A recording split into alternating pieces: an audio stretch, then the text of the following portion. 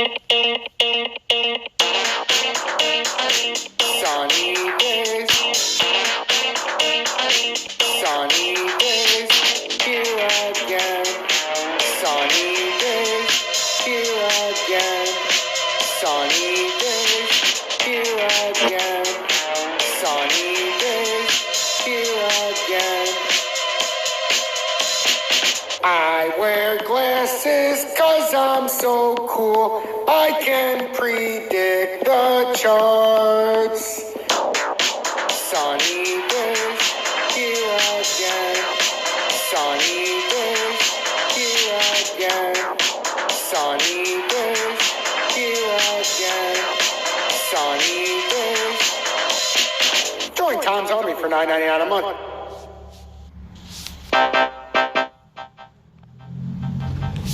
Good early afternoon, everyone. T-Speaker 222 XRP Future Millionaire with the side bet on XLM and Future DigiByte. So, guys, we have an emergency.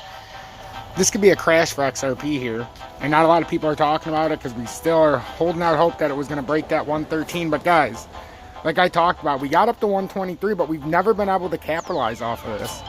It came back under 113. We talked about a possible move to 118 on the live stream. It didn't even get up there. It got to 116.5, got pulled back down.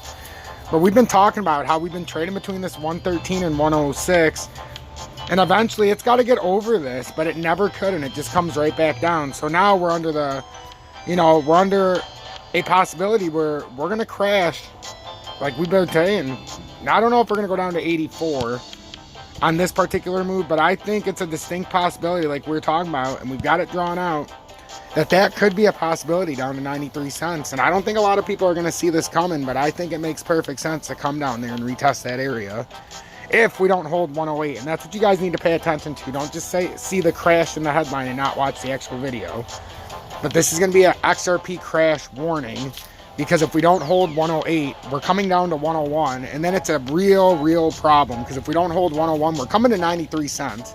XLM, for transparency purposes, I didn't initially sell it, but when I seen it come all the way down, guys, like I was saying before, I seen it come all the way down, and it almost triggered what I would have sold it at, and I said, I'm going to wait, see if it pops up. The moment it popped up here, I sold it. I cleared out. I still have just barely over $4,000 left in my portfolio, so it came down a little bit. But I started with 33.70 yesterday, so yeah, 4,005. So I'm happy with where it's at, but it definitely cost me money to sell out. But the reason I did that is because it didn't use my uptrending resistance support line as support. In fact, it looks like it wants to use it as resistance, so there's going to be a better buy-in price here. So getting out at 37.3 was the best I could do. I bought in at 37.7, so not bad.